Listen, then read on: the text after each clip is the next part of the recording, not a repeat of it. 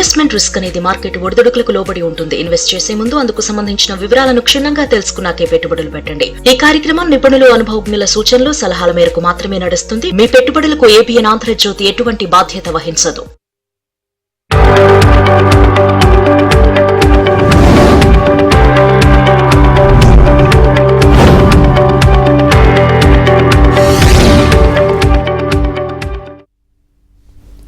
నమస్తే, welcome to ABN business. దేశీయ stock మార్కెట్లు భారీ లాభాల్లో ప్రారంభమయ్యాయి. సెన్సెక్స్, నిఫ్టీ భారీ లాభాల్లో ట్రేడ్ అవుతున్నాయి. 800 పాయింట్లకు పైగా లాభంలో సెన్సెక్స్, 200 పాయింట్లకు పైగా లాభంలో నిఫ్టీ ట్రేడ్ అవుతున్నాయి.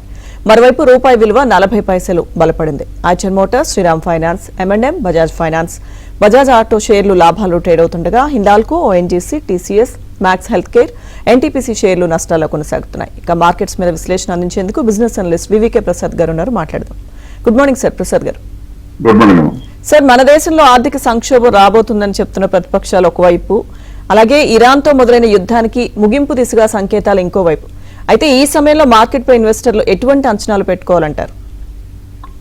అప్పుడు ఎప్పుడో పురాతన కాలంలో ఎప్పుడో మూఢనమ్మకాలు ఉండేవంట. మనం ప్రయాణం చేద్దామంటే కాయకాయలు తట్టి వెళ్ళకూడదని, పిల్లు వస్తే వెళ్ళకూడదని చెప్పేట్లుగా.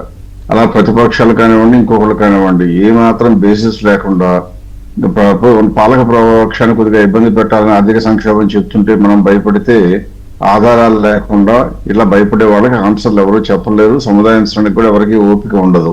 అందువల్ల మనం చేయవలసింది ఏంటంటే వాస్తవ పరిస్థితి ఎటో చూడాలండి. ఎప్పుడైనా అంటే నిజంగా అటువంటి సంకేతాలు ఏమైనా కనపడినాయా, అంటే ఫ్యూచర్ లో రాబోతుందని చెప్తే ఫ్యూచర్ గురించి చూడటానికి ట్రై చేయడం మంచి పద్ధతి కదా. ఎప్పుడు కూడా మనం చూడవలసిందల్లా ప్రస్తుతం ఉన్న పరిస్థితుల్లో ఏమన్నా అవకాశం ఉందా లేదా అని. అలా గనక చూసినట్లయితే ఒకసారి స్టాటిస్టిక్స్ చూస్తే ఎవరికైనా అర్థమవుతుంది. ఎందుకంటే ఈ స్టాటిస్టిక్స్ లో ఏం చెప్తున్నానంటే, నేను 24 సెప్టెంబర్ లో దాదాపుగా మనకి ఇండెక్స్ దాదాపుగా పీక్ టచ్ అయింది. తర్వాత మన జనవరిలో కూడా టచ్ అయింది. అప్పుడులో కనుక చూస్తే ఇండెక్స్ యొక్క EPS అంటే ఎర్నింగ్స్ పర్ షేర్ అంటాం కదా, ఇండెక్స్ మొత్తాన్ని కూడా లెక్కేస్తూ ఉంటాం మేము. అలా లెక్కేస్తే 1075 ఉండేది. అది అంతకుముందు 1035 నుంచి 1075కి వస్తే, అప్పుడులో PE రేషియో అంటే మార్కెట్ ఎంత రేట్లు ఎక్కువ ఇచ్చేది మార్కెట్ లో దానికి విలువ అని చూస్తే 24.34 టైమ్స్ ఇచ్చే సెప్టెంబర్ 24 లో. ఆ తర్వాత ఫిబ్రవరి 26 అంటే ఈ సంవత్సరంలోకి వచ్చేటప్పటికి ఆ 1075 వల్ల 7.5% దాకా పెరిగి 1150 మన ఎర్నింగ్స్ అయిపోయాయి. కానీ PE రేషియో మొత్తం తగ్గింది. ఎందుకని? అప్పుడు యుద్ధం కొద్దిగా మొదలైంది కాబట్టి. అది 22.79. కానీ అదైనా పర్వాలేదు అనుకుంటుంటే ఇప్పుడు చూస్తే ఇంకా 1160 ఎర్నింగ్స్ ఉన్నాయి. ఇప్పటికి కూడా వచ్చిన ఎర్నింగ్స్ ప్రకారం. అంటే ఎర్నింగ్స్ ఏమో పెరుగుతున్నాయి. ఆ PE రేషియోనేమో ఒకప్పుడు 24 ఉన్నది 22.79కి వస్తే ఇప్పుడైతే మరీ కన్నా కష్టంగా నిన్నటి వరకు, ఇవాళ రోజు లెక్కేసి తీసేస్తే మన ఫ్రైడే వరకు 20.4. అంటే అర్థం ఏంటి? ఇటువంటి వారు చెప్పేటువంటి అపోహలకు భయపడి ప్రజలు అమ్ముకోవటం మూలంగాను, అమ్మివేయటం మూలంగా రేట్లు తగ్గుతూ ఉంటాయి. అది కొద్దిగా నిలకడగా, నింపాదిగా ఆలోచించే ఇన్వెస్టర్లకు అవకాశంగా భావించాలి తప్పితే భయపడటం అనేది పూర్తిగా అర్థం లేదు. ఈ జనవరిలోనే 26,000 రూపాయలు 26,000 ఇండెక్స్ దాటిన తర్వాత, ఆ తర్వాత వచ్చిన నెగిటివ్ న్యూస్ వల్ల గల్ఫ్ లో వచ్చినటువంటి యుద్ధం, దాని మూలంగా ఇబ్బందులు కొద్దిగా వస్తాయేమో కానీ జీవితం అంతా అతలాకుతలం అవ్వదు. అందువల్ల ఏ మాత్రం అన్నా ఆలోచిస్తే 26,000 టచ్ చేయడానికి ఏమాత్రం డోకా ఉండదని గమనించాలి. బహుశా 29,000 టచ్ అయినా కూడా పెద్దగా కంగారు పడక్కర్లేదు, అంటే పెద్దగా అనుమాన పడక్కర్లేదు. అంటే దాదాపుగా పెరగటానికి అవకాశాలు ఎక్కువ, తగ్గటానికి అవకాశాలు బాగా తక్కువ. ఇక తర్వాత ఇన్వెస్టర్లు ఇష్టం. ఓకే సార్, కాలర్ ఉన్నారు సార్. నెక్స్ట్ కృష్ణారెడ్డి గారు నెల్లూరు నుంచి. హలో అండి. నమస్తే సార్. సార్ ప్రజెంట్ రేట్లు సిమెన్స్ ఎనర్జీ, వారే ఎనర్జీ ఈ రెండు తీసుకోవచ్చు సార్? అంటే ఎప్పుడు కూడా మీరు ఇటువంటి కంపెనీలు కొనాలంటే పవర్ జనరేషన్ మీద ఏమైనా ఐడియా ఉంటే తీసుకోవాలండి. లేకపోతే కనుక ఊరికి ఆ కంపెనీ కొందామా, ఈ కంపెనీ కొందామా అనుకోవటం మంచి పద్ధతి కాదు. అయినా మీరు అడిగారు కాబట్టి చెప్తాను. వారీ పవర్ చూస్తాను, ఎందుకంటే సిమెన్స్ ఎనర్జీ కొత్తగా వచ్చిన కంపెనీ, దాన్ని పెద్దగా మేము చూడము. అందువల్ల దాని గురించి ఎక్కువ చెప్పలేను నేను. మనం బాగా చూద్దాం ఒక నిమిషం.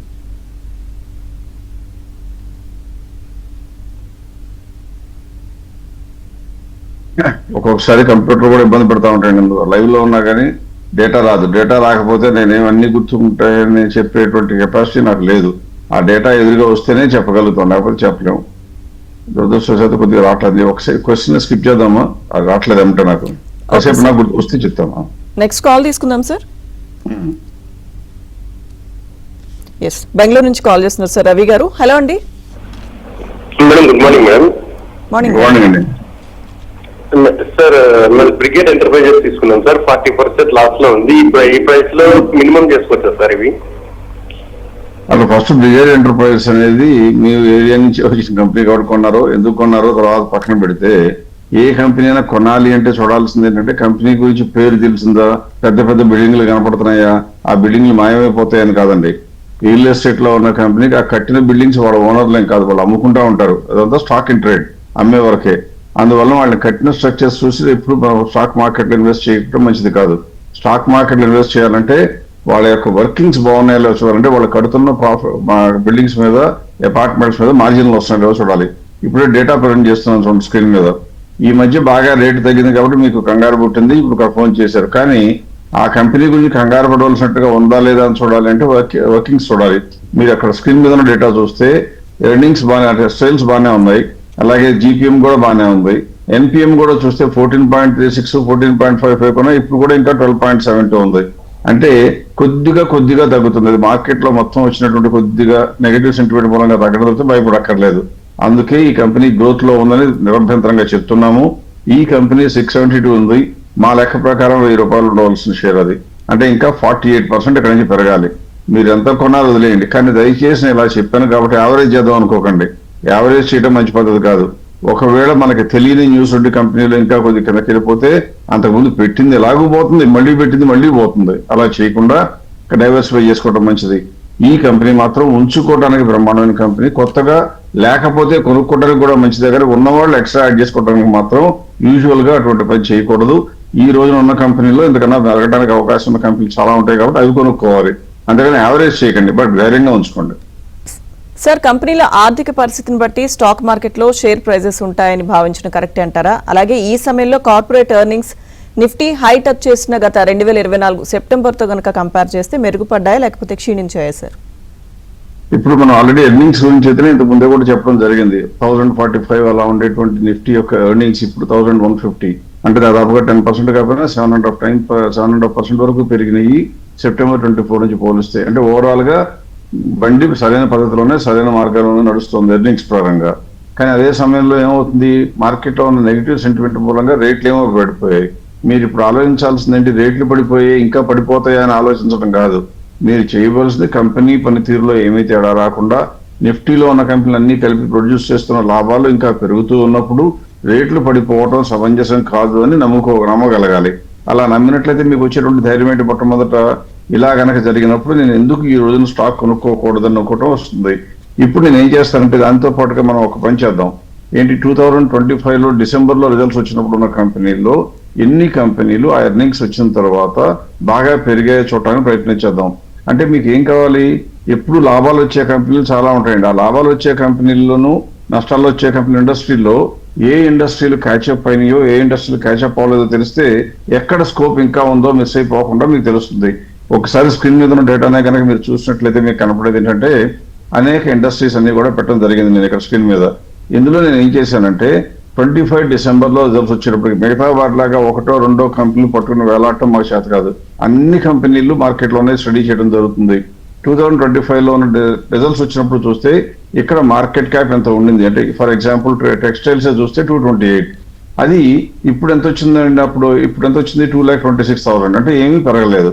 అప్పుడున్న మన మార్కెట్ క్యాప్ ఎంత అనుకున్నాం ఎక్స్పెక్ట్ చేసాము 289, అంటే దాని ప్రకారం చూస్తే ఈ ప్రకారం చూసినా ఇప్పుడు 26.9% స్కోప్ ఉంది. ఇక్కడ మీకు అనుమానం రావాలి, ఎర్నింగ్స్ వచ్చిన తర్వాత యుద్ధం మొదలైనప్పుడు కానీ ఎప్పుడైనా పెరిగినాయా లేదంటే ఇక్కడ చూడండి మిస్లేనియస్ వదిలిపెడితే హాస్పిటల్స్ చూస్తే ఎర్నింగ్స్ వచ్చినప్పుడు 2,03,000 crores ఉంటే మార్కెట్ క్యాప్ మనం 2,42,000 ఉండాలి, స్కోప్ పెరగడానికి ఉంది అనుకున్నాం. అవి అంతవరకు పెరగలే కానీ 2,22,000 crores అంటే 10% కన్నా ఎక్కువ పెరిగాయి. అందువల్ల ఇప్పుడు స్కోప్ ఎంత ఉంది 20%. ఏదన్నా మొత్తం పెరిగాయా అని అడిగితే చూడండి, ఇంజనీరింగ్ హెవీ ఎక్విప్మెంట్ లో 46,000 కోట్ల మార్కెట్ క్యాప్ ఉన్నాయి 5 కంపెనీలు అన్ని కలిపి. దానికి మనం 45,000 రూపాయల వరకు ఉండాలి అనుకుని ఎక్కువ అనుకున్నాం. అది అయినా మన అంచనాన్ని బీట్ చేస్తూ 49,185కి వెళ్ళింది. ప్రస్తుతం మనం ఎక్స్పెక్ట్ చేస్తున్నంత 49,820 ఆల్రెడీ ఉంది కాబట్టి ఏం చేస్తాం, స్కోప్ లేదు అని చెప్తాం. ఇలా ఇండస్ట్రీ పరంగా చూసినప్పుడు మీరు చూడవలసింది ఏంటంటే ఈ ఇండస్ట్రీలో ఏ ఇండస్ట్రీలో గ్యాప్ ఎక్కువ ఉందో చూసి అందులో చేపలు పట్టాలి. అంటే అందులో షేర్స్ వెతుక్కుంటే మీకు అవకాశాలు ఎక్కువ ఉంటాయి. ఇప్పుడు మీకు కావాలని అదంతా కూడా ఎందులో గ్యాప్ ఇప్పుడు ఉందో కూడా చూపించడానికి మీకు స్టార్ట్అవుట్ చేశాను. ఫెర్టిలైజర్స్ లో, సాఫ్ట్వేర్ లో, జ్యువెలరీలో, బ్యాంకింగ్ లో, స్టీల్ లో, ఇన్ఫ్రాస్ట్రక్చర్ లో, ఫైనాన్స్ లో, సిమెంట్ లో, FMCG లో ఇంతవరకు 30% కన్నా ఎక్కువ ఇండస్ట్రీ పరంగా ఉంది. అంటే మీరు సరిగ్గా గనక భూతద్దం పెట్టి వెతుక్కోగలిగితే ఈ ఇండస్ట్రీలో మంచి అవకాశాలు ఉన్న షేర్లు దొరుకుతాయి. బహుశా మనం వారానికి 2 సార్లు కలుస్తూ ఉంటాం కాబట్టి బహుశా ఈ ఫ్రైడే కలిసిన ప్రోగ్రామ్ లో వీలైనంత వరకు నేను ఇందులో ఉన్న కనీసం 2-3 ఇండస్ట్రీస్ తీసుకుని అందులో అనువుగా ఉన్న షేర్లు ఆ రోజుకి ఇవాళ నుంచి ఫ్రైడే నాటికి మారుతాయి కాబట్టి చూపించడానికి ప్రయత్నం చేస్తాను. అంటే మనం చేసిన రీసెర్చ్ అంతా కూడా మీకు ఎలా ఉపయోగపడాలంటే దానిని డబ్బులోకి కన్వర్ట్ చేసుకోవడానికి అవకాశం ఉందేమో చూడాలి. అంతేకాని మీరు అడిగిన ఒక కంపెనీకి చెప్తే మీ ఒక్కళ్ళకే ఆన్సర్ దొరుకుతుంది, అందరికీ దొరకదు. కాబట్టి అప్పుడప్పుడైనా అందరికీ ఉపయోగపడే ఇన్ఫర్మేషన్ ఇస్తే బాగుంటుందనే ఉద్దేశంతో ఈ పాయింట్ డిస్కస్ చేయడం జరిగింది. ఓకే సార్, కాలర్ ఉన్నారు సార్ రాజమండ్రి నుంచి నాగేశ్వరరావు గారు. హలో అండి. Good morning sir. Good morning madam. Good morning అండి, చెప్పండి. సార్ నా దగ్గర 25% ప్రాఫిట్ లో ఉన్నాం సార్. అది ఉంచాలా అమ్మేయాలి? స్టాక్ ఒకసారి చెప్పండి. సాయి పేరెంటల్స్. సాయి సాయి పేరెంటల్స్. ఒకసారి రిపీట్ చేయండి మళ్ళీ. Sai parentals. SAIPARENTALS. Sai parentals. Sai life sciences. Okay, ఇప్పుడు ఈ కంపెనీ సాయి లైఫ్ సైన్సెస్ మీరు లాభాల్లో ఉన్నా అన్నారు. లాభాల్లో ఉంటే అమ్ముకోవాలా అని కనుక మీరు అడిగిన ప్రశ్న అయినట్టయితే మీకు లాభాలు ఉన్నాయని అమ్మటం కాదండి. ఆ కంపెనీలో కనుక ఇంకా పెరగడానికి పసలేదు అంటే అమ్ముకోవాలి, కానీ మీకు లాభాల్లో ఉందని కొనకూడదు. అంటే ఫర్ ఎగ్జాంపుల్ మీరు అక్కడి నుంచి బయలుదేరి కనుక హైదరాబాద్ రావాలనుకోండి, మీరు రాజమండ్రి నుంచి విజయవాడ వెళ్ళాలనుకోండి, విజయవాడ స్టేషన్ వచ్చినాక దిగారు, విజయవాడ రాకముందే దిగకూడదు, వచ్చేస్తుందని. అలాగే సరిగ్గా డిసిప్లిన్ ఇన్వెస్ట్మెంట్ అంటే అర్థం ఏంటంటే మనం కొన్న ప్రతి కంపెనీకి కొద్దిగా గొప్ప అంచనా ఉండాలి, ఎంతవరకు పెరుగుతుందని. మన లెక్క ప్రకారం అది 1227 అవ్వాలి. మీకు లాభం వచ్చిందనే ఆ మాట పక్కన పెడితే ఇంకా 10% పెరగడానికి ఛాన్స్ ఉంది. మార్కెట్ సెంటిమెంట్ కూడా ఇంప్రూవ్మెంట్ బాగా కనపడుతుంది కాబట్టి నా లెక్క ప్రకారం ఇప్పుడు అమ్మకాలు 10% కూడా పెరిగేదాకా ఆగాలి. కానీ ఇన్వెస్టర్లో వచ్చిన వీక్నెస్ ఏంటంటే లాభం వస్తే వాళ్ళకి మాకు అర్హత లేదు, ఇది అనవసరంగా వచ్చింది అనుకుని ఎక్కువ మంది తొందరగా అమ్మేస్తూ ఉంటారు. అటువంటి పొరపాటు చేయకండి. మార్కెట్లు ఎప్పుడూ ఉంటాయి, మీరు నేను ఉన్నా లేకపోయినా. అందువల్ల మార్కెట్లో మనం అనుకున్న రేట్ వచ్చే వరకు వెయిట్ చేయాలి, ప్రొవైడెడ్ వర్కింగ్ సఫర్ కాకపోతే. ఈ కంపెనీలు అన్ని బాగానే ఉన్నాయి కాబట్టి నా లెక్క ప్రకారం నిరభ్యంతరంగా మీరు ఒక 10 రోజులు 15 రోజులు ఆగితేనో అది వారంలోనో కూడా ఆ 10% కూడా వస్తుంది, అప్పుడు అమ్మేసేయండి. అమ్మిన తర్వాత అప్పుడు ఏం కొనాలో అప్పుడు ఆలోచిద్దాం. ఓకే సార్, నెక్స్ట్ కాలర్ ఉన్నారు విజయవాడ నుంచి సుబ్రహ్మణ్యం గారు. హలో అండి. హలో, నమస్తే మేడం. నమస్తే. నమస్తే ప్రసాద్ గారు. నమస్తే అండి. సార్ ఇప్పుడు ఈ రేట్ లో అదాని పవర్ లో ఎంత వచ్చాను సార్? ఈ రేట్ లో దేనిలోనండి? అదాని పవర్ కొనొచ్చా అన్నాడు సార్. ఎప్పుడు కూడా ఒకటే గుర్తుంచుకోండి, అదానీ పవర్ లాంటి కంపెనీ కొనాలి అంటే విపరీతంగా రేటు పెరిగింది కాబట్టి. ఎందుకు? అమెరికాలో కోర్టులో కేసు కొట్టేస్తే, అమెరికాలో కేసులో కొట్టేస్తే ఇక్కడ అదానీ పవర్ ప్లాంట్ లో పవర్ ఏమైనా ఎక్కువ ప్రొడ్యూస్ అవుతుందా? కాదు. కానీ వాళ్ళు ప్రొడ్యూస్ చేసే పవర్ ఏదైనా ఎట్లాగో కేసు కొట్టేశారు కాబట్టి ప్రభుత్వం ఎక్కువ రేట్లు పెట్టుకుంటుందా? కొనదు. కానీ అలా అన్ని కాకపోయినా ఇన్స్టిట్యూషన్ల నుంచి విపరీతంగా పడిపోతాయో పడవు. అంటే మీరు చూడాల్సింది ఏంటంటే కంపెనీలో పసందో లేదో చూడకుండా అక్కడేదో జరిగిందని మనం కొనుక్కోవడం అనేది మంచి పద్ధతి కాదు. ఈ కంపెనీలో పవర్ జనరేషన్ ఉన్న కంపెనీకి లాంగ్ ఇన్వెస్ట్మెంట్ టైం ఉంటుంది. అంటే వ్యవసాయం ఇన్వెస్ట్ చేస్తే లాంగ్ టర్మ్ లో కానీ లాభాలు రావు. ఇక్కడ మీరు స్క్రీన్ మీద చూస్తే చూడండి, 55,475 కోట్లు ఉన్న టర్న్ ఓవర్ నెమ్మదిగా తగ్గి 54,241 వచ్చింది. పవర్ జనరేషన్ ఉన్న అన్ని కంపెనీలు బ్రహ్మాండంగా ఉంటున్నాయి, అదాని పవర్కి మాత్రం సేల్స్ పెరగడానికి చాలా ఇబ్బంది పడుతుంది. అంటే దీన్ని బట్టి మీరు ఏమర్థం చేసుకోవాలి, ఈ మధ్య కాలంలో మళ్ళీ అన్నెసరీ అనుకోకుండా బ్రహ్మాండమైన ఏదైనా ప్లాంట్ ఏదైనా యాడ్ చేస్తుంటే తప్పితే పెద్దగా సేల్స్ పెంచుకోవడానికి అవకాశం లేదు. అంటే మా ఉద్దేశం ప్రకారం ఈ కంపెనీకి ఈ క్వార్టర్లో అంటే 26 మార్చ్ రిజల్ట్స్ చూసిన తర్వాత గ్రోత్ మాకైతే కనపడటం లేదు. మిగతావి బాగున్నాయంటే అన్ని బాగున్నాయి, లాభాలు మార్జిన్లు బాగున్నాయి. అసలు టాప్ లైన్ పెంచుకోకుండా ఇంకా ఎక్కువ రేటు పెట్టుకుంటాం ఏంటి? అది కూడా ఎంత పెరిగిన తర్వాత. నా ఉద్దేశం ప్రకారం పొరపాటున కూడా కలలో కూడా అంటుకోకూడదు. ఈ రేట్ లో కంపెనీ మంచిది కాదు కదా, కంపెనీ మంచిదే, పెర్ఫార్మెన్స్ బాగానే ఉంది. కాకపోతే ఈ క్వార్టర్ మాత్రం this is definitely untouchable. Okay sir, next caller ఉన్నారు విశాఖపట్నం నుంచి భాస్కర్రావు గారు. హలో అండి. నమస్తే అండి. నమస్తే అండి. State bank of India, Canara bank కొన్నానండి. State bank of India 20% loss లో ఉంది, కెనరా బ్యాంక్ కొంచెం తక్కువలో ఉంది. ఇప్పుడు మళ్ళీ ఏదో కొనుక్కోమంటారా? తర్వాత ఎంసెక్స్ ఈ రేట్లు కొనుక్కోమంటారా, వెయిట్ చేయమంటారా? సలహా చెప్తారు సార్.